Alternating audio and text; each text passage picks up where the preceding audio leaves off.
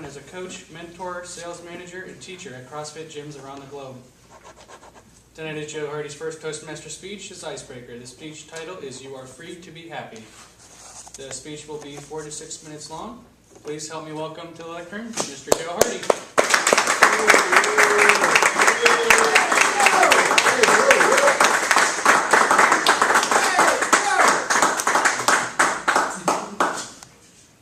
Good evening, ladies and gentlemen. Good evening. Good evening. I was actually born at a very young age.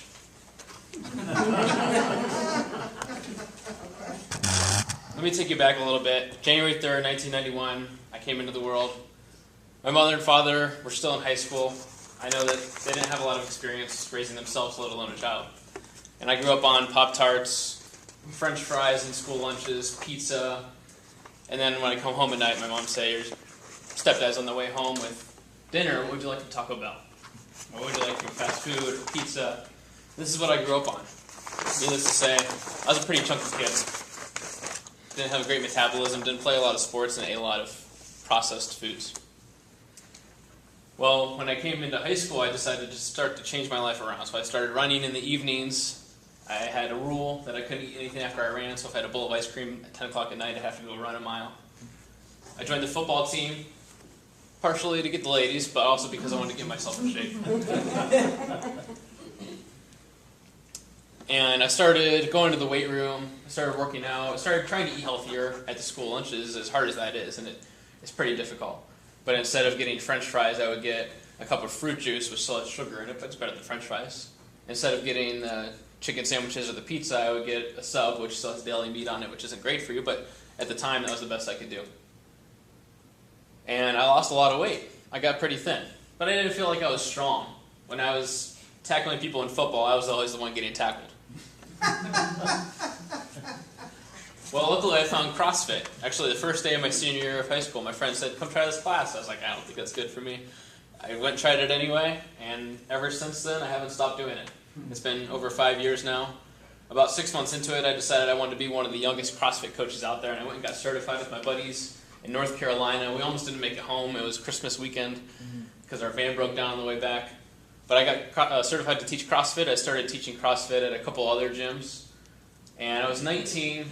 I was getting dressed one day for work, going to Ruby Tuesday. My clothes smelled like food. I had put on this black shirt that I wore every single day because that's what we had to wear. And I decided I don't want someone to tell me what I had to wear to work. I didn't want someone to tell me when I had to go in or when I could leave. I don't want someone to tell me what I could do at my job. And I wanted to do something meaningful. So my friend gave me this CD set called Your Wish Is Your Command, and I won't get into it today, but needless to say, it changed my life. And it made me decide that I want to start taking action on getting what I want in life, and I want to open up my own business. So that leads me to where I am today. I own CrossFit Youngstown for the past 3 years down on Market Street, and we're going to be around for 100 more.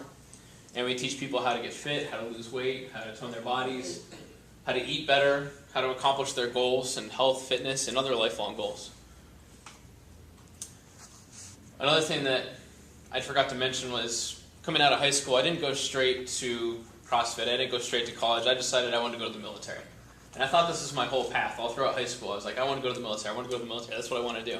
And I applied and got accepted to all 3 service academies and got cheered on in my high school. And everybody was excited for me. My grandpa was proud because he was in the Air Force as a pilot. My whole family was proud. And I got to the Naval Academy and I was like, crap, this sucks. And not just this sucks, this is hard. I mean, football was hard. CrossFit's hard. I just was miserable there. And it was probably the worst summer of my life, but also the most challenging and the most rewarding. And I got through that summer because I didn't want anybody to tell me I was a quitter.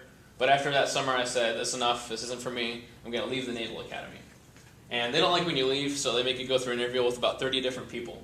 And one of those interviews was with a chaplain. And a chaplain in the military, he's the religious figurehead. So if you could think of this guy, he could teach Catholic, or he could teach non-denominational, or Jews, any religion he could teach. And I went to that interview, and he said, I'm going to ask you a question that no one else is going to ask you.